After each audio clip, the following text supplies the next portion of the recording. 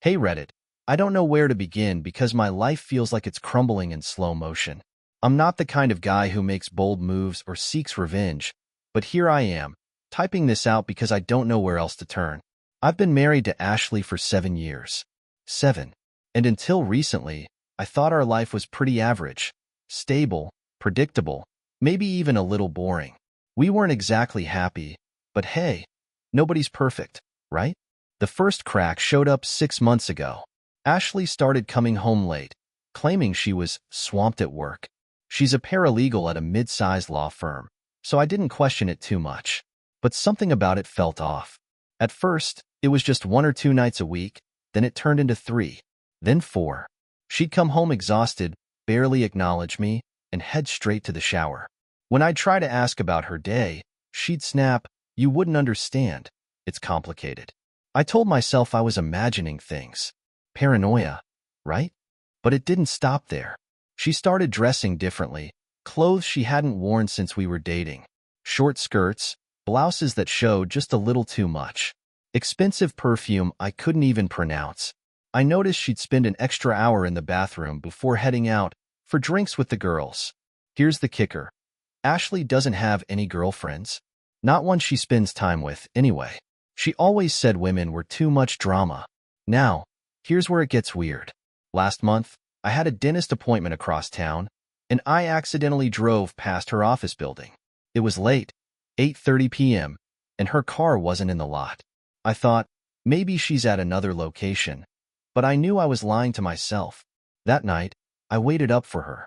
When she walked through the door, her hair was a mess, her shirt was wrinkled, and there was a faint lipstick stain on her collar. Here's the part where I totally wimped out. I didn't say a word. I just stared at her like an idiot as she grabbed a glass of water and avoided eye contact. I should have asked her where she was. I should have demanded answers. But instead, I muttered something like, "Hey, how was your night?" And she replied, "Fine. Why do you care?" Why do I care? Because I'm her husband, and I'm watching the woman I love turn into someone I don't even recognize. A week ago, things hit a new low. I found a hotel key card in her purse. I didn't confront her about it, again, because I'm a spineless idiot, but I kept it. It was for a place downtown, a fancy hotel with a name that screamed affair. My brain started spiraling. Who was she meeting? Was it someone from work? Some rich lawyer who could give her the life I never could? I didn't want to know, but I had to know. So, last Friday, I decided to follow her. She told me she was working late again, but she had that look, the one that said she'd already decided I was too dumb to notice. I parked a block away from her office and waited. Around 7 p.m., I saw her walk out in that outfit. The short black dress, the red heels. She climbed into the passenger seat of a black BMW driven by him. I couldn't see his face, but I felt like I'd been punched in the gut. My Ashley, my wife, was laughing, tossing her hair, looking like the happiest woman in the world.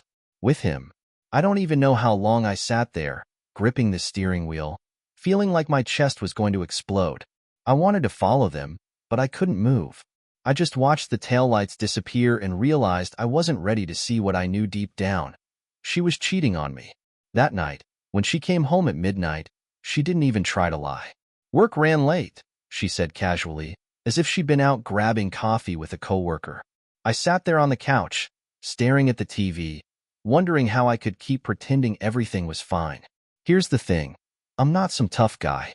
I'm not one of those alpha males you read about who flips a table and kicks his cheating wife out. I'm weak. I'm scared. And I don't know what to do next. But one thing's for sure. I can't unsee what I saw. I can't pretend anymore. I have the hotel key card. I have the image of her in that black BMW burned into my brain. And I have a gut feeling that this is just the tip of the iceberg. Do I confront her? Do I follow her again? Or do I pack my bags and leave before she destroys what's left of me? I'll update you soon. I think I'm going to do something drastic. I just don't know what. I couldn't sleep that night. I kept staring at the hotel key card, flipping it over in my hands like it held all the answers. My mind wouldn't shut up. Who was he? How long had this been going on? Was it my fault? Did I drive her into his arms because I'm not enough? By morning, I decided I had to know the truth. I'd be lying if I said I was confident. I wasn't. I felt like I was about to throw up the whole time. But I grabbed my car keys and drove downtown to the hotel. The whole way there, I kept imagining Ashley with him, laughing, kissing, doing things I didn't want to picture. When I got there, I sat in the parking lot, debating whether I was losing my mind. But I couldn't turn back now. I walked inside, hands shaking, and approached the front desk. "Hi," I stammered. I think I lost my key card. Room 314? The woman looked me over like she'd seen 1,000 cheating spouses before me. She asked for ID, and I froze. My plan was already falling apart. "I'll just figure it out," I mumbled, turning away like a complete coward. I ended up hiding in the lobby, watching the elevators like some sad stalker. That's when I saw them. Ashley and him. They stepped out of the elevator, her arm linked with his, both of them laughing like they were in their own little world. I don't know what possessed me, but I followed them outside. He opened the door to his BMW for her, and when she leaned in to kiss him, I snapped. "Ashley," I blurted out, my voice cracking like a teenage boy's. She froze, her lips hovering near his. Slowly, she turned to face me, her eyes wide with shock. "What are you doing here?" she hissed, her voice laced with venom, as if I were the one sneaking around. "What am I doing here? Are you serious right now?" My voice was shaky, my anger bubbling just beneath the surface. Who is this guy? The man, tall, smug, probably richer than me, looked me up and down like I was a piece of trash. "You need to calm down, pal," he said with the kind of smirk that made me want to punch him. "Calm down? You're screwing my wife," I shouted. A couple of people nearby turned to stare, but I didn't care. I was too far gone. Ashley's face twisted into something I didn't recognize, pure disgust. "You're embarrassing yourself," she snapped. "Why are you even following me? Is this what you do with your free time?" My jaw dropped. She was cheating on me, but somehow, I was the villain?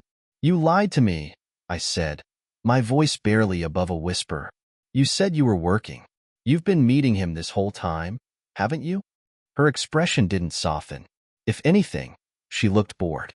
"Maybe if you weren't such a pathetic, clingy loser, I wouldn't have to find someone else." The words hit me like a sledgehammer. I felt like the ground had been ripped out from under me. She didn't even try to deny it. She wanted to hurt me. The guy, her lover, put his arm around her shoulder and smirked. "Come on, Ash. Let's go." And just like that, they walked away, leaving me standing there like an idiot in the middle of the parking lot. That was the moment I realized Ashley didn't just cheat on me. She didn't love me. Not anymore. Maybe not ever. I sat in my car for what felt like hours, replaying her words over and over in my head. Pathetic. Clingy. Loser. Is that really who I am? Is that how she's always seen me? I don't know what comes next, but I can't let her win. Not like this. I don't remember driving home that day. My hands shook the whole way, my mind replaying Ashley's words like a broken record. Pathetic, clingy loser. Was that all I'd ever been to her? I sat in the living room, staring at the pictures on the wall. Smiling photos from vacations, our wedding day, anniversaries. They all felt like lies now. I grabbed the nearest frame and hurled it across the room. Glass shattered. My phone buzzed. It was Ashley. "Ashley, we need to talk. Don't do anything stupid." Stupid? Stupid? She was out there living her double life, and I was the problem? I didn't reply. Instead, I did something I'd never done before. I called my best friend, Mike.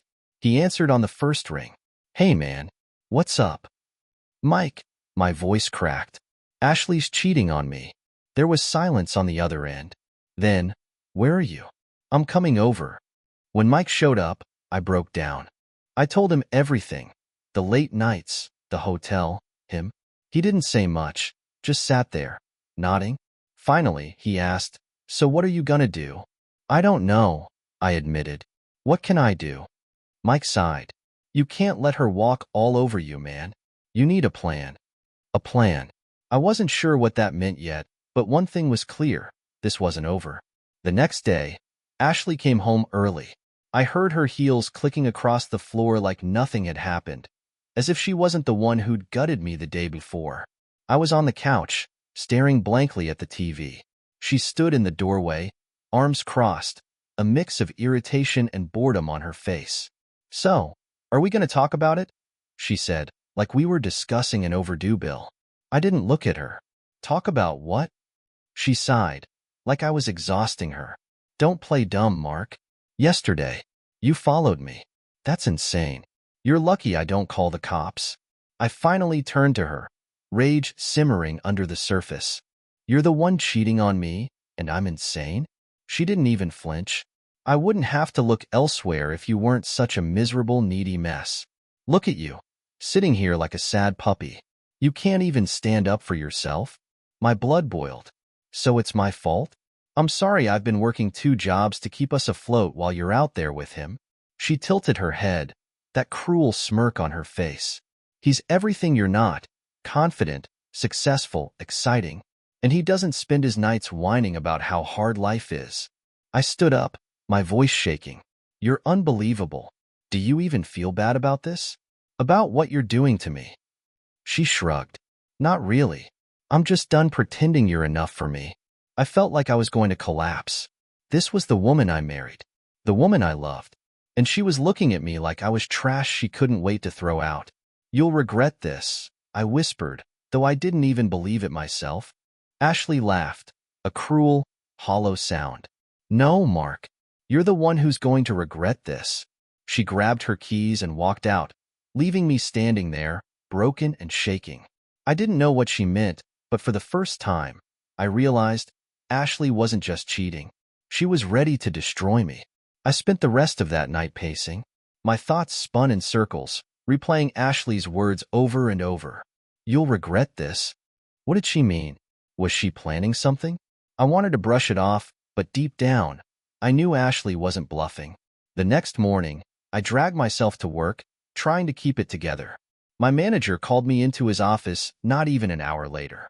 "Mark, we need to talk," he said, frowning as he gestured for me to sit.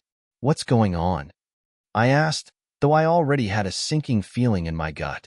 He sighed, flipping a folder open. "We received some complaints about your behavior." I blinked. "Complaints? From who?" He avoided my eyes. "I can't share that, but it's serious. Accusations of stalking, erratic behavior." My stomach dropped. "You can't be serious. That's a lie." He held up his hand. "Look, I know this doesn't sound like you, but we need to take it seriously. Take a few days off, get your head straight. Let this blow over." As I left his office, it hit me like a truck. Ashley. She did this. She was trying to ruin me. When I got home, I sat in silence for hours, staring at my phone.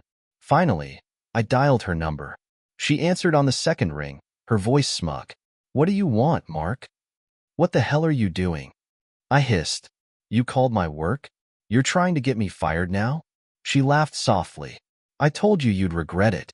Maybe next time you'll learn to mind your own business." "Why are you doing this to me?" My voice cracked, and I hated how weak I sounded. "Because I can," she replied coldly. "And you're not going to stop me." The call ended, and for the first time in my life, I realized Ashley wasn't just cruel, she was dangerous. I didn't leave the house the next day. I sat on the couch, staring blankly at the walls, trying to process what Ashley was doing to me. My phone buzzed constantly, calls from work, texts from Mike asking if I was okay, but I couldn't face anyone. Around noon, there was a knock at the door. I froze. Through the peephole, I saw a man in a suit holding a clipboard. I cracked the door open just enough to speak. "Can I help you?" "Mark Evans?" the man asked, his tone neutral but firm. "Yeah, who's asking?" He handed me an envelope. "You've been served." I stared at the papers in my hands, my vision blurring as I read the words. Restraining order. Restraining order. Against me. I sank onto the floor, my hands shaking. Ashley had gone to the police. She claimed I was stalking her, harassing her, threatening her safety. It was all lies, but on paper, it looked damning. I could barely think straight. Mike showed up an hour later, unannounced. He took one look at me, sitting on the floor, clutching the papers like a lifeline. and swore under his breath, "Jesus, Mark, what's going on?" I shoved the papers at him. "She's ruining me, Mike. I don't even know who she is anymore." He skimmed the documents, his face darkening. "She's playing dirty, man. You can't just sit here and let her destroy your life." "What am I supposed to do?" My voice cracked. "She's already turned my work against me. Now this? I'm screwed." Mike crouched in front of me, his tone firm. "No, you're not. You need a lawyer. Someone who can prove she's lying. And you need to start fighting back now." I wanted to believe him, but part of me felt like it was already too late. Ashley wasn't just trying to leave me. She was trying to erase me. Mike didn't let me wallow. That night, he sat me down and called his cousin, Tom, a lawyer. "You're not fighting this alone," he said, handing me the phone. Tom sounded calm and professional. "Mark, first things first, you can't let this restraining order define you. Ashley's playing games, and we'll expose that. But I need you to hold it together. No calls to her, no texts, nothing. Got it?" "Yeah," I croaked, even though the temptation to scream at Ashley was almost unbearable. "Good. Now, do you have proof? Anything? Texts? Emails? Photos?" I froze. Proof. Did I? I thought back to that hotel keycard still sitting on my desk. The memory of Ashley's smug face in the BMW flared in my mind. "There's a hotel key," I muttered, "and I saw her with him. That's a start. Hold on to it. If she's filing claims against you, we're going to flip this on her.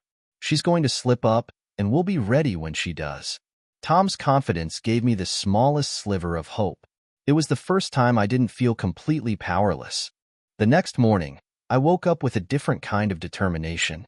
I wasn't going to let Ashley destroy me, not without a fight. I dug through my things and found the hotel key card. I also remembered something else, Ashley's work laptop. She kept it at home sometimes, claiming she needed it for late-night projects. I went to her desk and opened the laptop. To my surprise, there was no password. Typical Ashley, overconfident. I clicked through her emails, my heart pounding in my ears. And then I found it. A chain of messages between her and someone named Derek L. They weren't exactly subtle. "Ashley, last night was incredible. Same place this week? Room's on me. Derek, of course, baby. Can't get enough of you. Mark still clueless? Ashley, please. He's pathetic. He'll never figure it out." I stared at the screen, my hands shaking. There it was. Proof. She didn't even bother hiding it. I copied everything. Emails, names, even receipts for hotel bookings. I didn't know how, but I was going to use this against her. Later that day, Mike came over, and I showed him what I found. His eyes widened as he read the emails. "She's stupid, Mark. She really thought you wouldn't find this?" I gritted my teeth. She underestimated me. Not anymore. For the first time, I felt a flicker of something I hadn't felt in months, control. Ashley thought I was weak, but now I had something she didn't expect. The fight wasn't over, and I was ready to hit back. I met Tom the next morning, handing him the stack of evidence I'd gathered. He flipped through the emails, his expression unreadable. "Mark, this is perfect. You've just turned this game around." It wasn't a game to me, but hearing that felt like a small victory.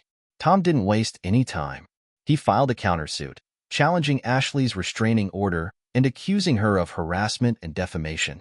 He assured me, once this hits court, she'll be scrambling. The next 2 weeks were a blur. Ashley didn't know I had proof yet, and I stayed completely silent. No calls, no texts, nothing. But inside, I was boiling. The hearing day arrived. I sat across the room from Ashley for the first time since she served me. She looked composed, smug, wearing her usual expensive outfit. But when Tom stood up and calmly laid out my evidence, the hotel receipts, the emails, even a photo of Ashley and Derek leaving the hotel, I watched her face crumble. Tom's voice echoed through the courtroom. "Your Honor, this restraining order was a fabrication. Ms. Evans knowingly and maliciously attempted to ruin my client's life to cover up her affair." Ashley's lawyer tried to fight back, but they had nothing. For the first time, she didn't look smug. She looked scared. When the judge finally spoke, the words hit me like a wave of relief. The restraining order? Dismissed. Ashley was ordered to pay my legal fees. Tom turned to me and whispered, "That's a win, Mark." Ashley stormed past me outside the courthouse, her face red with rage. "You think this is over?" she hissed, her voice shaking. I looked at her, really looked at her, and realized something. I didn't feel angry anymore. I didn't feel broken. I just felt done. "Yeah, Ashley," I said quietly. "It's over. For you." I walked away. I thought the courtroom victory would bring me peace, but instead, it left a hollow ache. The reality of what I had lost settled in. 7 years of marriage, a life I thought was real, all shattered. Ashley didn't back down quietly. True to her nature, she kept pushing. A week after the hearing, I came home to find an eviction notice taped to the front door. The house was in both our names, but she'd stopped paying her share of the mortgage months ago. Of course, I was the one left cleaning up the mess. Mike came over that night with a six-pack and a plan. "Mark, you can't keep letting her pull the strings. You've got to take control of your life again." "I'm trying," I muttered, staring at the eviction notice. "But it feels like she's already won." "She hasn't," Mike said firmly. "You've got the truth on your side, and she knows it. That's why she's lashing out. She's desperate." Desperate. That word stuck with me. Ashley's actions weren't just cruel, they were calculated. She was trying to destroy me before I could rebuild. The next morning, I called Tom and told him everything about the house. He sighed. Legally, she's still on the hook for her share, but getting her to cooperate will be another battle. I couldn't afford to wait for Ashley to do the right thing, so I started packing. It felt surreal, boxing up the life we'd built together. Photos, keepsakes, even the furniture. All reminders of a life that was gone. But as I packed, I found something that stopped me cold. In the back of the closet, buried under old clothes, was a journal. Ashley's journal. I shouldn't have opened it, but curiosity won. The first few pages were harmless enough. Notes about work, random to-do lists. But then I found an entry dated 2 years ago, and my blood ran cold. "Derek says I should leave Mark. He's weak, and I'm wasting my time." Maybe he's right. I just need to figure out how to make it work financially. I flipped through more entries, each one revealing pieces of her betrayal. She'd been planning this for years, playing me for a fool while she built her escape route. When Mike came by to help me move, I showed him the journal. He read a few pages, shaking his head. "She's a sociopath, Mark. But this is leverage. Keep it." I tucked the journal away, knowing it might come in handy someday. Ashley thought she had all the power, but for the first time, I felt like I had the upper hand. As I closed the door to the house for the last time, I realized I wasn't just leaving a home. I was leaving behind the version of me she had destroyed. After leaving the house, I felt like I'd lost everything. My marriage, my home, and a sense of who I was. But I also knew I had something Ashley didn't expect. The journal, the emails, and a newfound resolve. She had underestimated me for years, but I wasn't going to let her destroy me anymore. I moved into a small apartment on the other side of town.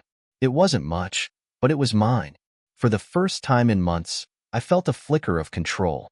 Mike helped me settle in, and Tom started working on the legal side of things. Ashley might have thought she'd won, but the game wasn't over yet. A few days later, I got an email from her. It was short and venomous. "Mark, stop being pathetic. You're embarrassing yourself. Just sign the divorce papers and move on. Derek and I are better off without you." I stared at the screen, my chest tightening. I wanted to reply, to unleash all the rage I'd been holding back, but I didn't.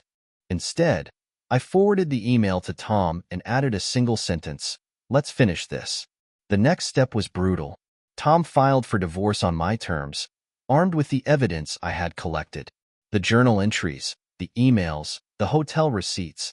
They painted a picture of a woman who had manipulated and lied her way through our marriage. Ashley's smug confidence started to crack. When she received the legal documents, she called me, furious. "You think you're so clever, don't you? This isn't going to work, Mark. You're still nothing without me." I didn't take the bait. "We'll let the court decide," I said calmly before hanging up. The final hearing came quicker than I expected. Sitting across from Ashley in the courtroom, I barely recognized her. The polished exterior was gone, replaced by someone desperate and angry. Tom laid everything out. The journal entries detailing her affair, the emails mocking me, even financial records showing how she'd funneled money out of our joint account to fund her hotel escapades. Ashley tried to deny it all, but the evidence was overwhelming. When the judge ruled in my favor, granting me the house, a clean financial slate, and even ordering her to pay restitution, Ashley's face went pale. For the first time, she had no control. After the hearing, she tried one last time to rattle me. She cornered me in the hallway, her voice dripping with venom. "You think you've won, Mark? You'll always be a loser. Derek and I don't need anything from you." I looked at her, feeling nothing but pity. "Good luck with Derek," I said quietly. "You're going to need it." I walked away, leaving her there, stunned and fuming. In the weeks that followed, I focused on rebuilding. I got a better job, thanks to a recommendation from Mike, and started therapy to work through the wreckage Ashley had left behind. For the first time in years, I felt free. One night, I got a call from a number I didn't recognize. It was Derek. His voice was bitter and angry. "You ruined her life, man. She's a mess now. Hope you're happy." I hung up without saying a word, smiling for the first time in months. Ashley had tried to destroy me, but in the end, she only destroyed herself. And me? I was finally moving on.